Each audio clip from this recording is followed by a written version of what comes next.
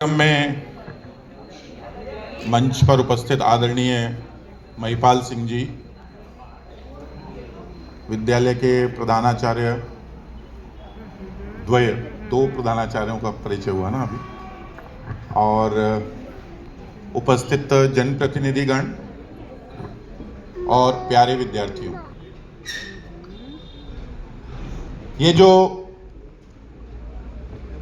कार्यक्रम है, जैसा अभी संजय जी कह रहे थे कि कल उनका फोन आया तो उन्होंने मुझे बताया हमारे विद्यालय में एक कार्यक्रम है और उसमें आपको आना है। तो मैं तो वास्तव में छोटे छोटे बच्चों को केवल मिलने का लोभ संवरण नहीं कर सका, इसलिए यहाँ आया हूँ।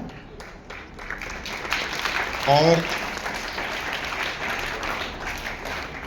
अब चूंकि प्रताप गौरव केंद्र से जुड़ा हुआ हूँ तो इसलिए सब लोग ये मानते हैं कि मैं तो बहुत अच्छा भाषण देता ही हूँगा लेकिन मैं भी आपकी तरह ही हूँ, विद्यार्थी हूँ।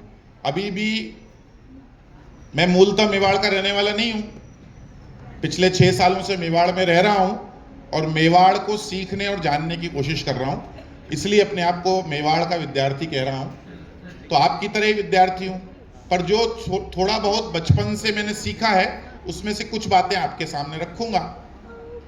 सबसे पहले तो बहुत बहुत शुभकामनाएं उन छात्राओं को जो इस वर्ष 12वीं कक्षा उत्तीर्ण करके अपने एक नए जीवन में प्रवेश करने वाली हैं। नया जीवन में इसलिए कह रहा हूं क्योंकि 12वीं तक की जब तक पढ़ाई रहती है तब तक हमको निर्देशित किया जाता है कि अब ये करो, ऐसा करना चाहिए, इस प्रकार पढ़ाई करनी चाहिए, ये सब्जेक्ट ले लेना चाहिए। लेकिन 12वीं के पश्चात जब हम कॉलेज में जाते हैं तो अब हम इस स्थिति में आ गए हैं कि अब हमको स्वयं सोचकर आगे बढ़ना है, स्वयं अपनी दिशा निर्धारित करनी है, स्वयं अपने पंख खोलने हैं और स्वयं आकाश में उड़ना है। लेकिन इस आकाश में उड़ते समय भी हमको अपनी सीमाओं का, अपनी मर्यादाओं को ध्यान रखना है। उन सीमाओं और मर्यादाओं में रहकर अगर हम अपनी उड़ान भरते हैं और वह उड़ान सकारात्मक दिशा में होती है तो निश्चित रूप से हमें अपने लक्ष्य की प्राप्ति होती है। ऐसे लक्ष्य की प्राप्ति आपको हो, आप अपने सोचे हुए लक्ष्य को प्राप्त तो करें ही, साथ ही साथ जीवन में बहुत स्वर्णिम भविष्य के साथ आप आगे बढ़ें। ऐसी सभी छात्राओं को जो 12वीं में पास करके यहाँ से जाएंगी उनको मैं बहुत बहुत शुभकामनाएं देता हूँ। अभी मुझे सूचना ये मिली कि कक्षा 9वीं की छात्राओं को यहाँ पर साइकिल वितरण का कार्यक्रम भी हुआ है। अब देखिए, सरकारों की जो योजनाएं होती हैं वो समाज में किसी भी प्रकार की जो विषमता है उसको दूर करने के लिए भी होती हैं और साथ साथ हमारे समाज को आगे बढ़ाने की दृष्टि से होती हैं। अब ये जो साइकिल आपको मिली है ये एक बहुत बड़े पवित्र उद्देश्य के लिए आपको प्रेरित करती है। आपका उद्देश्य है पढ़ाई करना, और केवल पढ़ाई मात्र करना नहीं है, तो इस पढ़ाई के माध्यम से इस अपने गांव और अपने शहर और अपने राज्य का नाम ऊंचा करना, ये हमारा लक्ष्य हो। तो उसके लिए जो साइकिल मिली है, ये साइकिल इसलिए है ताकि आप अपने जो घर से यहाँ तक के आने के समय की जो बड़ा समय होता है, दूरियां होती हैं, उसको कम समय में पूरा कर पाएं, आपकी गति बढ़े और उस गति से जो समय बचता है उसका सदुपयोग होकर आप सकारात्मक और रचनात्मक कामों में लगा पाएं। उस दृष्टि से इस साइकिल को फ्री फंड की वस्तु नहीं मानना।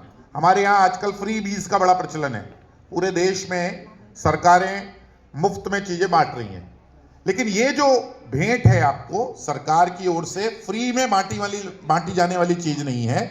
ये एक अनमोल उपहार है जो आपको आपकी पढ़ाई में सहायक बनेगा और उस पढ़ाई की सहायता से आप अपना भविष्य उज्जवल बना सकती हैं। तो आपको भी बहुत बहुत शुभकामनाएं। अब 5-7 मिनट में हम विद्यार्थियों को अपने जीवन की दृष्टि से क्या विचार करना चाहिए उसके नाते 2-3 बातें करूंगा और अपनी बात पूरी करूंगा। हम सब लोग जिस मेवाड़ से हैं वो मेवाड़ महाराणा प्रताप और महाराणा प्रताप जैसे अनेकों वीरों, त्यागियों, तपस्वियों, बलिदानियों के नाम से जाना जाता है, उनसे हम प्रेरणा लेते हैं। लेकिन ये प्रेरणा लेते समय हमको ये विचार करना चाहिए कि ये सब लोग जो इस धरती पर पैदा हुए हैं, ये हमारे पूर्वज हैं, और इन पूर्वजों ने हमको जो प्रेरणा दी है, उस प्रेरणा के दृष्टि से हमको अपने जीवन को कैसा बनाना चाहिए।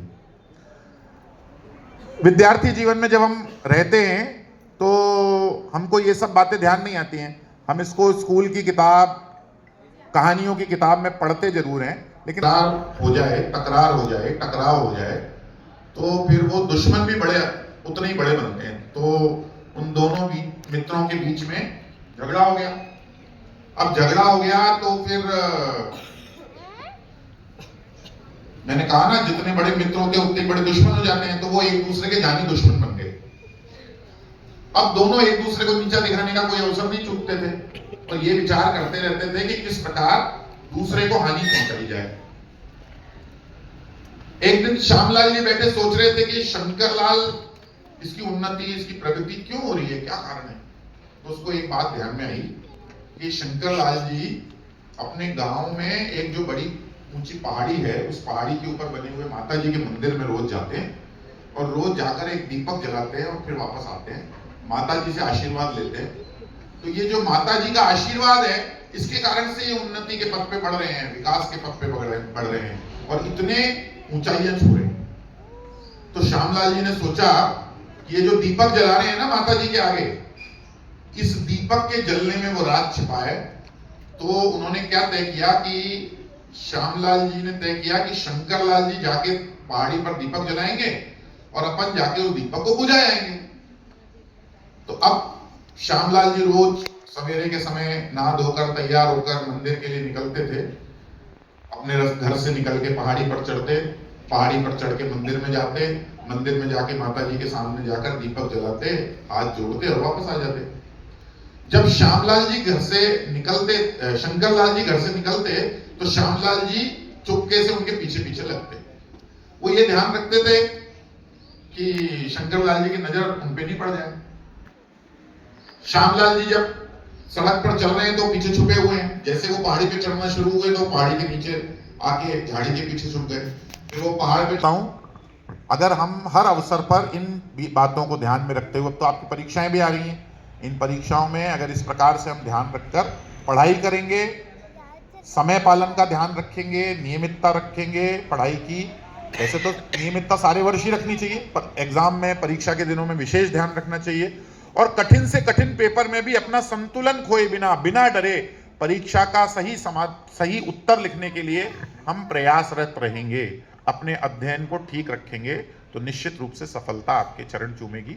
मैं समझता हूँ इस अवसर पर विद्यार्थियों के बीच में कहने के लिए बहुत कुछ मेरे पास था नहीं, लेकिन मुझे अपने अनुभवों से जो कुछ कहानी किस्से याद थे, उनमें से एक कहानी मैंने आपके सामने रखी है। आप लोगों ने मुझे यहाँ बुलाया, आपके बीच में बोलने का अवसर दिया, उसके लिए बहुत बहुत धन्यवाद। नमस्कार। बहुत आभार आदरणीय अनुराग सक्सेना जी भाई साहब का। आपने अपने अनुभव और महत्वपूर्ण सीख हमारे बच्चों के बीच में शेयर की, उसके लिए बहुत आभार। और इसी बीच अब श्रीमद् भगवद गीता का वितरण।